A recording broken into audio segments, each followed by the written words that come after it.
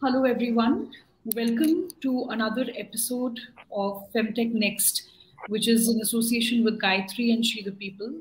We have been having conversations as part of the Femtech Next conference, which is really bridging the gap and bringing together the cross-cutting associations between women's health in a clinical setting, the role of policy, the role of public health messaging. And today we're going to talk a little bit about why women's health matters for the economy. As somebody who's been in public health for the last 10 to 12 years, I'm almost begrudging when we have to say that, oh, depression matters because it costs our economy XYZ trillion dollars, or women's health matters because it costs the economy XYZ billion dollars. But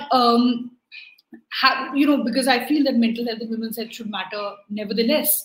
But to make a case for why workplaces, governments, etc., should care for women's health, we are today going to talk about why women's health is not just a women's issue that some women must get together and talk about and figure out a way of solving it all by themselves in a silo, but why it is a robust public health and economic issue as well. And therefore, the conversation around it, the solution imagination around it, also needs a bit of a reframing. And I couldn't have thought of three better people to talk about this. We've got Komal Narang, who's a senior counselor with Chandy and Associates. We've got Padmini Janaki, who's the founder of Mind and Mom, and Anamika Sirohi, who is the Vice President Marketing at Amway and also an expert marketer when it comes to FMCG with healthcare. So once again, a warm welcome to the three of you. Thank you so much for joining. Like I've been saying that, when we are talking about women in the workforce, for example, if you just take a little bit of slice of, this thing, women have been the backbone of the economy with their emotional and physical labor, be it at home, at the workplace, or out in the farmlands. When we're talking about statistics of farmers in India, we still don't consider women farmers to be farmers, even though they are the ones working on the land. Similarly, when it comes to women in the workforce, in the organized workforce, 60% of the women, they cite healthcare to be one of the primary reasons why they're quitting the workforce. And we wonder what needs to change for that.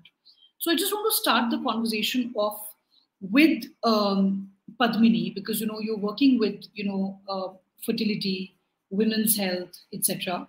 That what is firstly the challenge of, we all know what women face, the challenges that they face at at the workplace, but how do working moms, or women who are new moms, after they take a break, how can we reintegrate them into the workplace?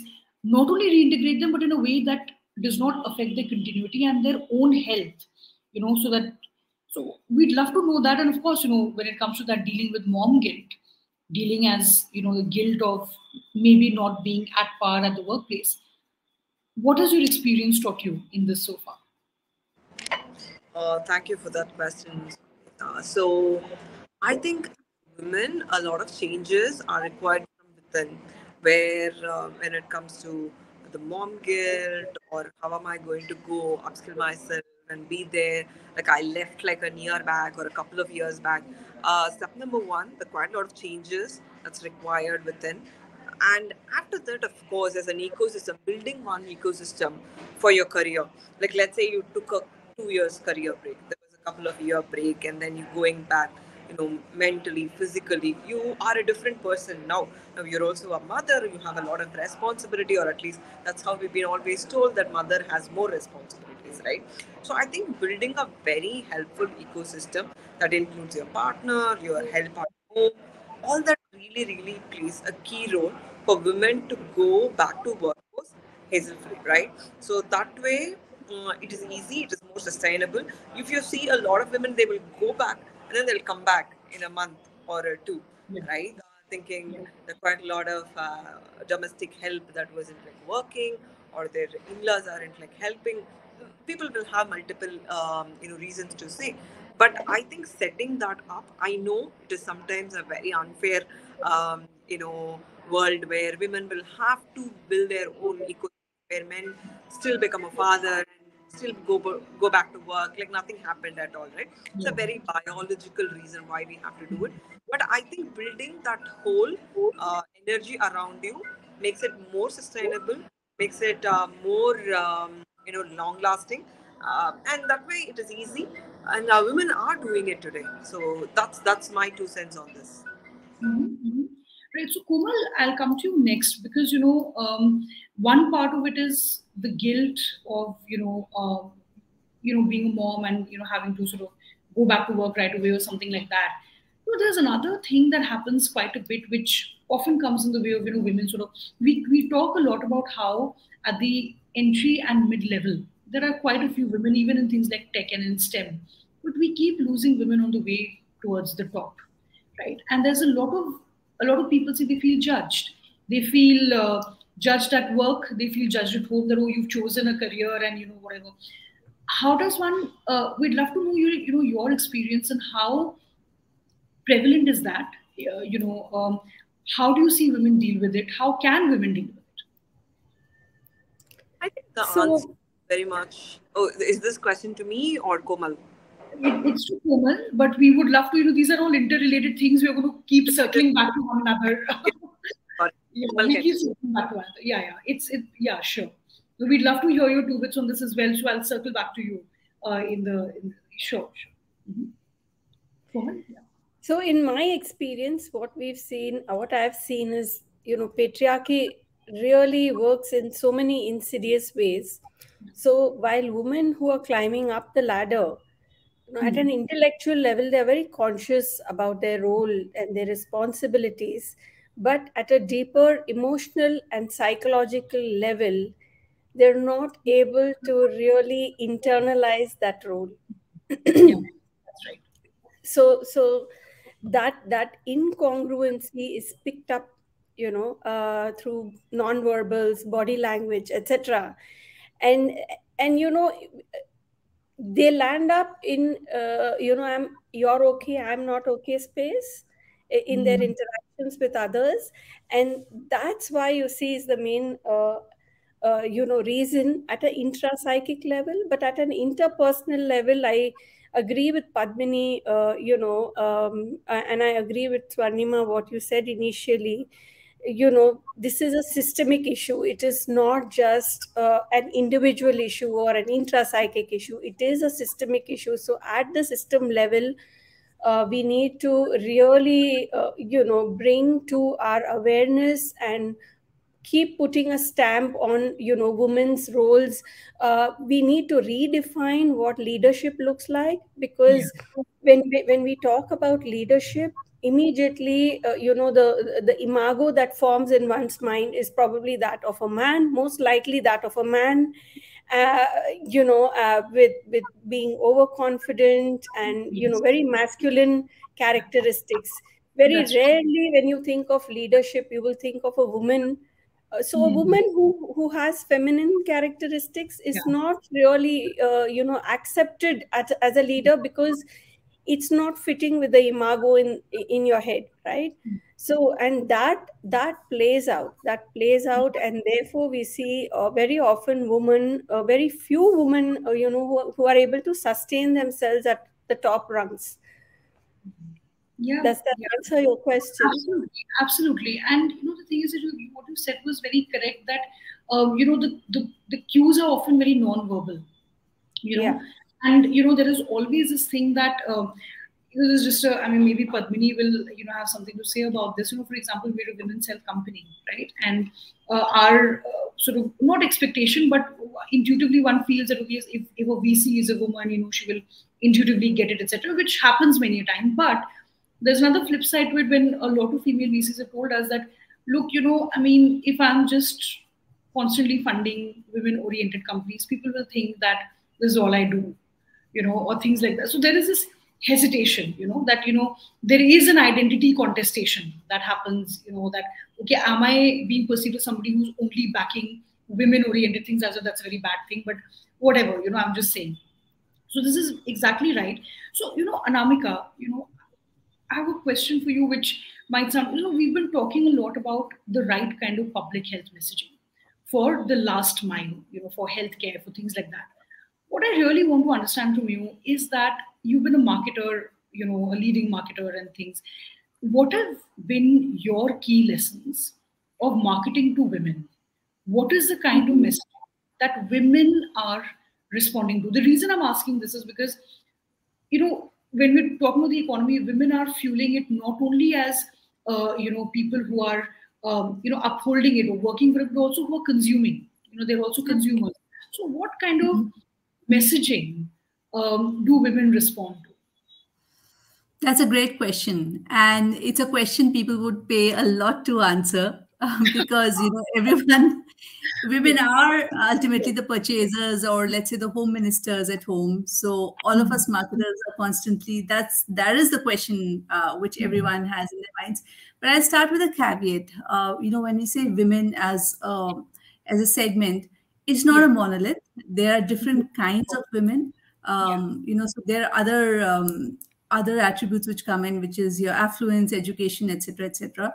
But if you just still take that aside for a bit and look at a very broad level view of women as marketers, there are three things I would say broadly which have worked. First of all, realize that they're important, and realize the fact that even though males are the breadwinners or the chief wage earners in this country, even now, I mean, just look at the proportion of women who actually work. It's still abysmal, isn't it? But in spite of that, at home, when it comes to running the budget, she is the home minister, and she kind of manages which brands enter, which categories kind of get the monthly spend on them. So she's a very important gatekeeper. And brands who are able to help, who are her allies in solving problems respectfully and with empathy. So that will be the number one thing. You have to aid her in solving the many big and small problems which she encounters. So forget the preaching, be very practical, be an ally. That would be the first thing. The other thing would be to, avoid this whole temptation. My daughter, she's just turned 18, and she has this thing called, there are brands which, just target women, but what they're doing is they're not solving a problem. They're just pinking it and shrinking it. What that means is that you're positioning something which is not really focused on a woman's need. You just color it pink. It's very superficial. Shrinking because sometimes what you do is you just, look at razors, for example. Is there really that big a difference between what is sold to women, that pink razor which is sold to women? It's just a smaller or a slightly different kind. So I think just don't fall for the superficial stuff, just because you see a very lucrative demographic sitting out there. Be sure you're solving a real problem. So that would be my second point. And the third would be do your research well, because, we all are quite annoyed, I'm sure, by these Women's Day advertising, which just pops up, right? For the rest of the year, you're pretty much doing nothing for your TG or, for that matter, for your female employees. But come Women's Day and, it's all pink roses and messaging. So I think women are smart. They do their research well, which is why brands who speak to them should do their research well as also. Otherwise, that whole fake positioning and all of that is caught up very fast. So these would be broadly the three rules, I would say, when you talk to a woman as a marketer. But then again, like I said, it's a very big segment. So then you have to get into nuances about what exactly your TG is looking for. That's right. My headline takeaway from that is, get over pinking and shrinking it. This is exactly what happens. Razors are pink and smaller. Even you can't even hold them properly without them, slipping and things like that. That's exactly right. Speaking of this, the pinking and shrinking, for example, there's the shrinkage, especially, whether women are in public spaces or they're at home. There is a physical and emotional shrinkage that women internalize and perform, from time to time. And therefore, I was reading this article on imposter syndrome, and I'll come to you, Komal, with that, about imposter syndrome being so common in women leaders. And there was this article that I read recently which said, stop saying this is imposter syndrome. Women, it's because imposter syndrome implies that you're thinking, that you don't deserve something or the other. But whereas the signaling that comes to you is that wait, do you really belong here with, your thing? So I just want to, like talk a little bit about imposter syndrome, at work and, in any space of thriving. Deconstruct that a little bit, talk a little bit in detail about what is it, why are women facing it, how is it holding them back, and what to do about it. You're on mute, Komal. So sorry, yeah, you're on mute. Imposter syndrome is, about having self-doubt and not accounting for your accolades, not accounting for your abilities, and not owning it, right?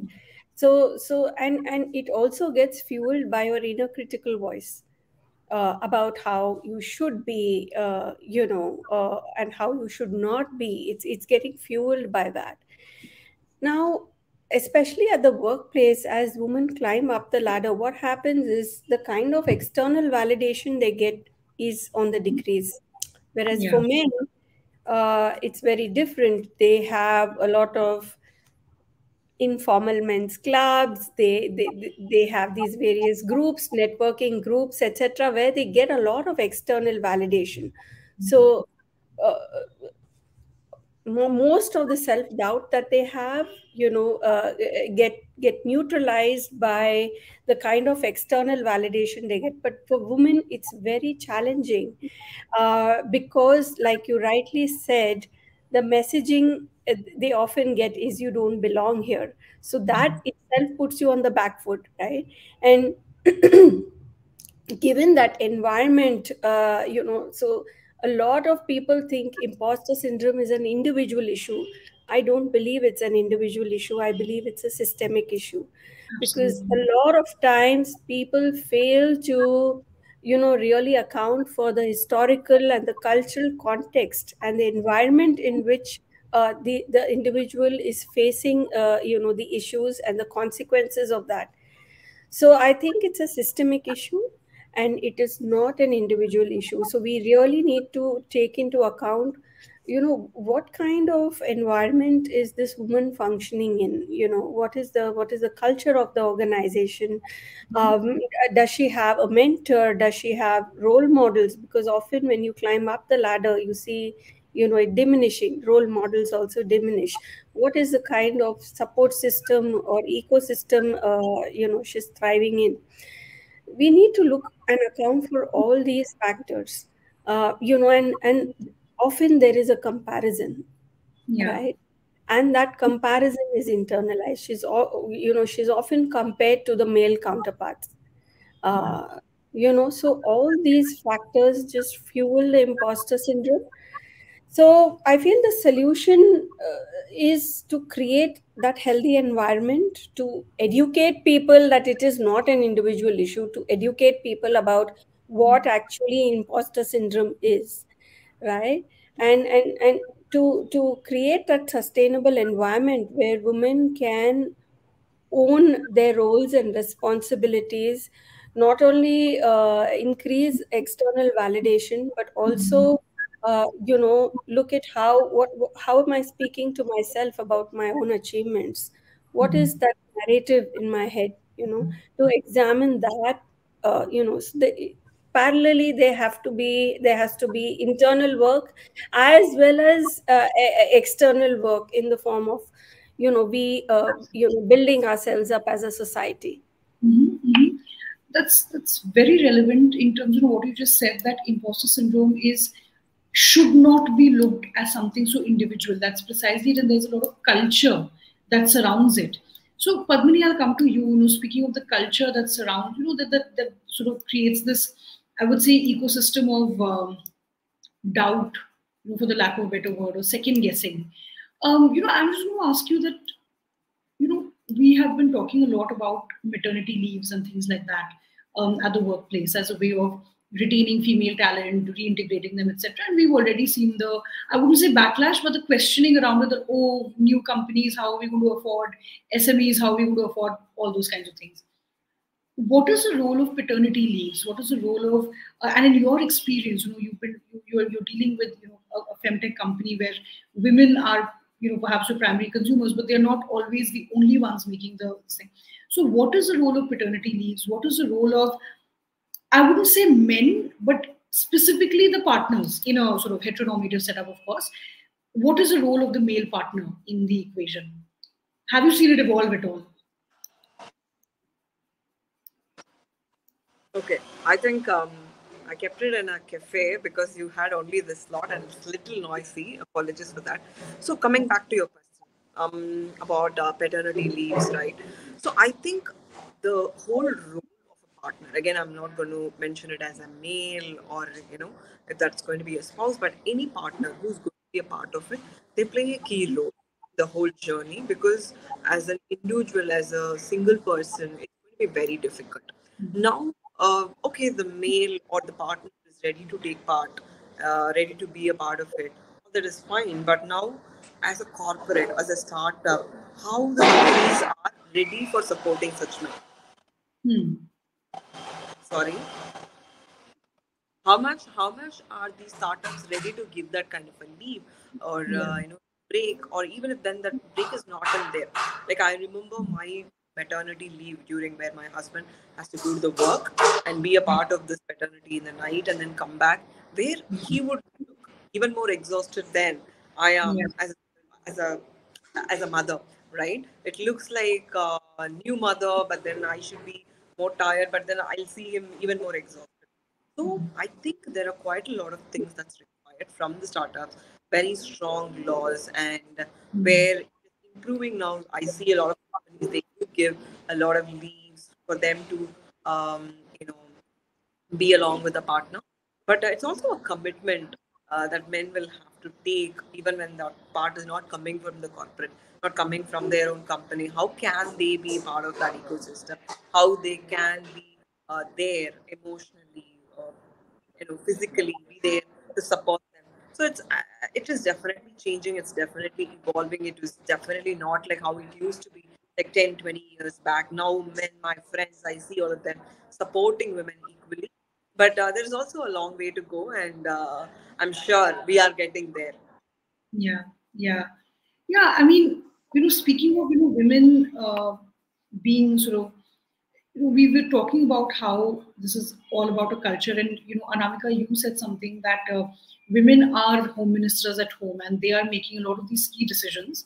That which is a brand that is coming home, and there's, I think, in our culture there is this joke that are you even in an Indian family if like your father goes to the grocery store and is not calling your mom like 10 times, etc. But here's the question. This is something I'll also come back to Padmini for. Women as consumers, what is their role in the economy in the way that, not only are they decision makers, but as women who are not only decision makers, but transacting online, women who are making the own transactions. How has that evolved? How has that evolved, especially in the digital era? Because what happens is that when our moms and people used to go to the neighborhood store, then a lot of the cash would be taken out of the family sort of the baksa or whatever, the safe or whatever it is, you know. But when we are transacting online, we're talking about, we're assuming that there are bank accounts, we're assuming there is a lot of autonomy in that decision making, spending that money, etc., etc. And you can do it invisibly over your phone. So how has that evolved, and how is that a critical part? I mean, I'm hoping it's a critical part of the economy, a critical driver of the economy, of women as people who are paying as consumers, especially transacting online. So is that question to me, or Padmini, you want to go first? To you, Anamika. All right. Yeah. Perfect. Yeah. So I think digital, the digital revolution, I would say, has really changed consumer behavior across India, but it's not. But no other segment has been impacted as much as women, and I think women are really liberated to that extent, because one of the constraints women have, of course, is physical movement. So even the shopping trip you allude to, the fact that there would be this list and this lady would go with her shopping bag and with money. It was a very planned event, right? And there was a certain time dedicated to that event, and there was a certain joy, this whole excitement about going to a shopping trip. I think that's not there anymore. You could be shopping all the time, And it's really changed how women behave. Also, so two things have changed primarily. If you were to, in a nutshell, two things have changed for women. One is information. So this asymmetric information earlier, you would get your information about a brand or a product either from TV or reading something. So there was a certain segment of the market which had access to even when we were making these plans on media, there were certain women would watch certain programs, so you had to advertise on those programs. I think all that is completely changed now. Information is readily available everywhere at any point in time. So that would be the first thing I would say, irrespective of whether you're educated, not educated. Today, you haven't been to school, but hey, there's a YouTube video which will tell you everything you need to know about a product or a category, right? So I think the segment, the market has really expanded. And for women, what it means is that the information they have at their disposal to make a wise choice has gone up many times. The other point is, of course, payment. Because from this point you said about carrying cash around and having that salary and all of that. Now, even so I'll give you an example of my household help. From a time when we used to make this kirana list, and time was at a premium, so you used to have 15 days before something got over, I needed to know that it's about to get over. Now, at night, she's like, oh, why don't you order this on Milk Basket? Subah tak aa jayega. And she'll have a YouTube recipe already ready. Let's try this. So I think there's a lot of creativity, a lot of excitement, and a lot of freedom which has come out in how women behave and transact. And also a lot of agency, I would say, because from a time where you had to go and speak to somebody and the people, where are you going? 10 questions asked in a traditional family setup. Where are you going? What is the shopping for?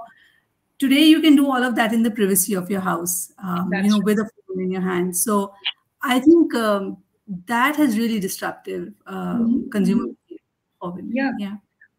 So, Anamika, thank you for that. And I completely agree. I think it's the reason why we are here, right? I mean, sitting here and having this conversation. But, Padmini, I've got a slightly sort of related question for you, but I'm just flipping this a little bit. So, it's absolutely true that, women transacting online has changed the game. However, being a women's health company, and us being a women's health company too, is it still the case that women are still hesitating to pay premium when it comes to their own, well-being, health, maybe even, financial health and things like that? Is that still a journey that we're yet to make, in the country? We know that, women are buying, a lot, in terms of, say, fashion and, these are industries that are booming. But when it comes to health, wellness, self-care, financial independence, these financial products, etc., do you see a change in behavior, a reluctance, a hesitation, and how do you see that changing in the coming years? Yes. So you go to any village or any developed or underdeveloped place in India, and then go ask any girl, have you ever used a Fair and Lovely? Very likely she will say yes. But then you ask the same girl, have you ever used a sanitary napkin, which is very basic. There is at least a 40% chance they might also say no. So when it comes to health, the awareness is definitely lesser when you compare to skincare, makeup, thanks to all the marketing material around us, where always, sorry to Anamika, but as a general, that's how we've all grown up, right? Seeing all these commercials, seeing that you have to look in a certain way, you have to be, your body should be in a certain way to get a right guy, or to even get a good mark, to get that confidence, all that together. So coming back to the health and paying a premium for the health, it's definitely, but if you compare it with somebody is very much interested to go for a facial and pay that 3,000, 4,000 rupees before a marriage, but then if you ask her to go do a test, right, a full body checkup or anything, not really ready. So society is not ready. Should I really go do it? Is that really important? Or buy a good food and eat a healthy lunch? again, there's a lot of innovation, right, in that space. So I would say it is not the same. It is evolving like any other industry, but the numbers can be better. The numbers can definitely be better on us knowing and understanding our own body when it comes to menstrual health, when it comes to fertility health, when it comes to pregnancy, new mother care, especially mental health. Especially mental health. Having a little bit of awareness of that can really go a long way for women, and bringing that awareness is super important as a society as well. Absolutely. And, at the end of the day, I think, like we say that, if you want to learn the truth about something, follow the money. That holds true here as well, that uh, what are the things that are culturally prioritized can be very well seen, on what are the things that, people are paying for at the end of the day. So, Anamika, speaking of those things, speaking of some things that tell a tale, some data that tells a tale, we're speaking about women impacting the economy in a strong way. And you are, apart from being a marketer, you're also like a business coach, and you're a businesswoman yourself. How have you seen women-owned businesses affected by COVID? In some ways, we have seen that there is some data that says a lot of women who have not been able to sustain themselves in the workforce. They've started these from home, at home companies like kitchen-based, cloud kitchen-based things. But on the other hand, there are a lot of small and medium-sized enterprises which are led by women or empowered by a female workforce. They have suffered quite a bit. So, can you share a little bit about how that has been affected, and what can be done if in small? I know I'm throwing a big question at you, but just in a nutshell. No, it's true, of course. So I think this happened in two phases. When COVID was at its peak, of course, there was this additional burden which was there on managing the entire thing, which primarily fell to the woman, because she was not, the husband was working or on calls, or especially in setups which were primarily urban, where the woman had to now suddenly manage not just the childcare, because there was no school. So the kids were at home, managing those, managing the house, managing food. All of that was quite a burden. But I would say once things have eased up, and again, this behavior modification where now it is considered quite all right to not approach people physically, but be on calls, have a video call. So again, different jobs, different sectors. But I think what it has done is it has given women a lease of life in terms of not having to be physically present at a certain location for a long duration of time, and being able to run online businesses. However, having said that, that burden which women have of managing the child, managing school, managing nutrition, that never really goes away, because it doesn't matter whether there's COVID or no COVID. Ultimately, she is the caregiver, primarily caregiver in the family, and that's an unpaid role, right? So it's not anywhere accounted for on a balance sheet. The fact, the number of hours which are given in childcare, in the care of elderly relatives, because that's another role which women do in our country without any compensation or any note there. So I would say largely people are linking back to something which was there before COVID, but with the additional benefit of having this whole window open of digital interface with the world. Absolutely. Yeah. Speaking of women being caregivers primarily, COVID or not, working or not, Komal, I have a question for you in two parts. One is that there's a lot of data that shows that, I don't know how accurate or updated it is, but a lot of the world over, the data shows that women are more likely to seek treatment for mental health, including things like depression, etc. Maybe because it has got us, men and masculinity has a stigma attached to it itself, but it's women are more likely to, which is a bit counterintuitive to what we just spoke about in terms of overall health and self-care. But women, the data shows that are more likely to seek support for mental health.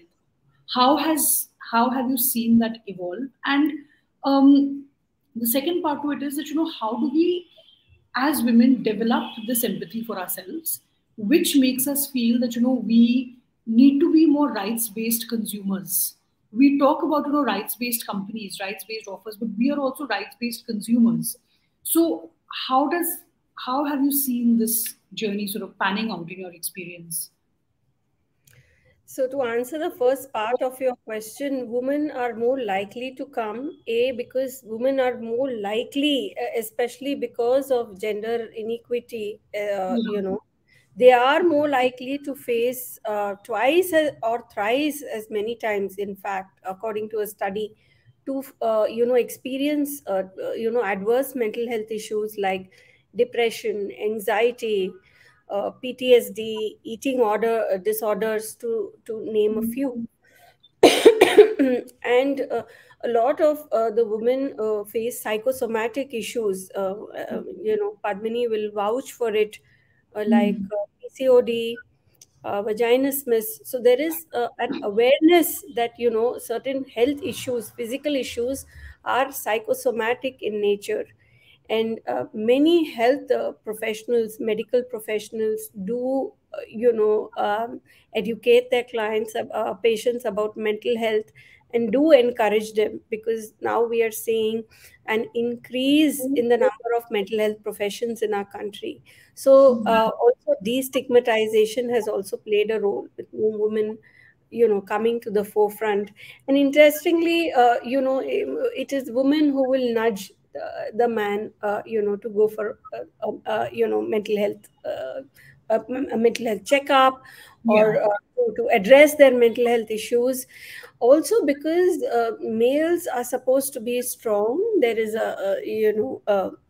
these biases and beliefs that play out in our culture and society, that they're supposed to be strong and macho and not really be vulnerable and weak. Yeah. So therefore, they are less likely to come in for mental health counseling or therapy.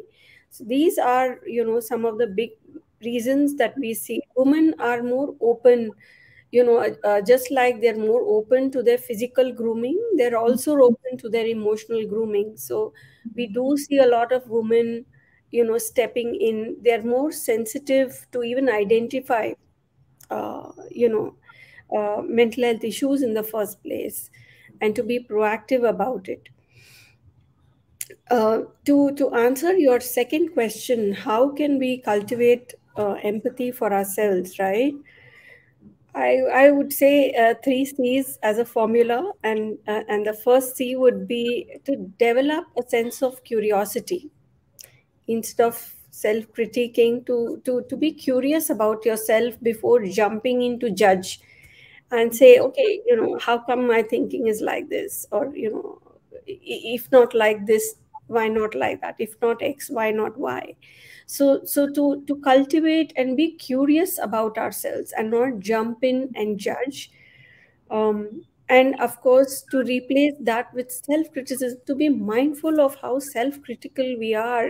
I mean, they play out like internal microaggressions on a Mhm. day-to-day basis. I mean, if you just observe Yes. much of that self-talk is fueling, and is it it's about self-critic. So to just be aware of my internal narrative. Hmm. you know would i would I speak like this to a friend, or to a person whom I love?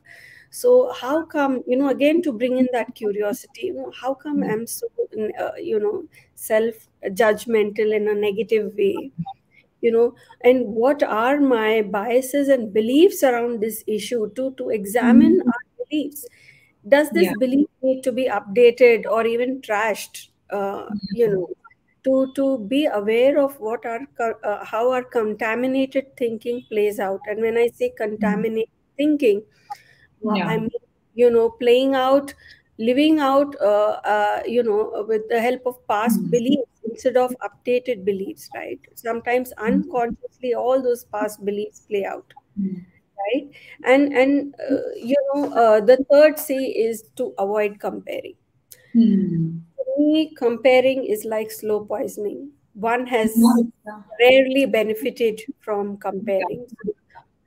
Literally, to avoid comparing, Hmm. literally like the plague. and to just be like that cop in your head. Yeah. Only when we can inculcate all these, the 3 C's, like to be Yeah. curious, and I would like to add the 4th C is to build some self-compassion. Just like it helps to take a third person's perspective sometimes. If my friend or a loved one was in the exact same situation, what would my attitude be towards this person? What would I be telling this person? So how come it's, to be aware of the hypocrisy, and why this different treatment for myself? And Yeah. automatically you will see that you're building empathy. Yeah. Yeah. Absolutely. Um, in a way, I'm very glad that we are sort of, concluding on this note, because, every time we talk about things like stronger economy, stronger women, it's always like, okay, but, how many hours of unpaid labor, there are reports about, how this is, so many hours of unpaid labor is happening. And, therefore, there is a, of course, it has to be data driven. Of course, you have to quantify women's work, women's labor. And, there was a joke, somebody like, it was a women's entrepreneur sort of, conference the other day, and somebody was like, oh God, what I need is a supportive wife. It was like this woman who was saying this, if only, if only I could go back home and find a supportive wife. And I think that says it all, right? That even before we start quantifying that what women leaving the workforce is doing to the economy, there is a lot of calculation that needs to be done on, what women have already sort of done to uphold the economy, and why it is important to almost flip this conversation on its head and say that, women are nearly 50% of our population, and they are people, and economy or not, this is an index, it is an index that matters. So I just want to thank everyone once again, Anamika, for your perspective on, exactly where, when we're speaking to women as consumers, when we're speaking to women who own and spend money. Padmini, for your perspective on, like looking at how motherhood and the economy sort of like intertwine, and what are the systems that are associated with it that aid and abet women's progress or hold it back. And Komal, for all the psychological, the psychosocial aspects of it. Thank you so much, and it was a wonderful conversation packed with insight and action as well. And I deeply appreciate your time. Thank you so much. Thanks for having us. Thank you so much. Thank you. Lovely meeting you all. Yeah. Same. Bye.